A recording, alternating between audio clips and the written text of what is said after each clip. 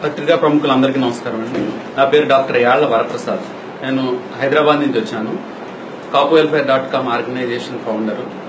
మేము మా team core members అందరం కలిపి రేపు జూన్ 11వ తారీఖున రాజమండ్రిలో బార్లపూడి రవీంద్ర కుమార్ గార్డెన్స్ లో మొరపూడి ఏరియాలో CopWelfare.com మొబైల్ యాప్ ని ఆవిష్కరించబోతున్నాం.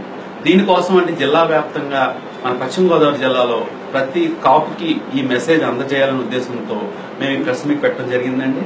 ముఖ్యంగా ఈ యాప్ ఏంటంటే ప్రపంచంలో ఉన్న కాపులందరినీ ఒక్క చోటకి చేర్చి వెబ్సైట్ లాంచ్ చేసాం. కానీ దానికన్నా అడ్వాన్స్డ్ గా అదే ఫీచర్లతో యాప్ లాంచ్ చేసి ఆండ్రాయిడ్, iOS లో ఇది పనిచేస్తే యాప్ ఇది రాష్ట్ర వ్యాప్తంగా ఉన్న కాపులందరినీ, కాపు నాయకులు, రాజకీయ నాయకుల్ని, కాపు బంధువులందరూ కూడా ఈ ఈవెంట్ కి రాజమండ్రిలో జూన్ 11 వస్తారని అందరికి తెలియజేయడం కోసం ఈ యాప్ ఉపయోగాలు కూడా ఆ రోజు అందరికీ తెలియజేయడం జరుగుతుంది. Free registration, free service. ఇప్పటి వరకు ఇలాంటి యాప్ ప్రపంచంలో గర్వించదగ్గ చెప్పదగిన విషయం ఏంటంటే ఎవరు కూడా ఇలాంటివి చేయలేదు.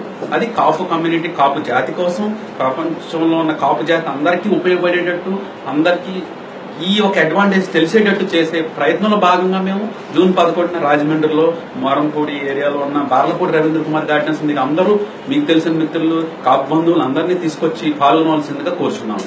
5 గంటలకి వరకు జరుగుతుంది. ఉదయం 10 గంటలకి యాప్ లాంచ్ అవుతుంది. అదేవిధంగా జాబ్ మేళా కూడా పెడుతున్నాం. ఇప్పుడు degree, 10th, intermediate, BSc, MSc చదివిన కాపు యువతకు కూడా మేలు చేసే కొన్ని కంపెనీస్ కూడా వచ్చి పార్టిసిపేట్ చేస్తున్నాయి ఇక్కడికి. సో అప్పుడే ఆఫర్ లెటర్ ఇచ్చేస్తాం. సేమ్ డేని మేము ఆఫర్ లెటర్లు ఇస్తాం అదే రోజున. సో ఇది ఈ కాపీ యువత అందరూ కూడా ఉపయోగించుకోవాలని చెప్పేసి కోరుతున్నామండి. సో హైదరాబాద్ నుంచి వచ్చిన మన దొరబాబు గారు కానీ, PRO సాగర్ కానీ, నిమ్మల సత్యనారాయణ గారు అని, కొవ్వూరులో ఉన్న మన గంటా చిరంజీవి గారు, మన సాయి, సింగులు సురేష్, మన మిత్రులందరూ వాళ్ళు కూడా అధికారికంగా మేము దీంట్లో భాగంగా వాళ్ళని చేరుస్తూ అందరికీ కూడా తెలియజేయమని మేము చెప్తున్నామండి. మీరందరూ కూడా పాల్గొని విజయవంతం చేయాలని చెప్పి కోరుకుంటున్నాం.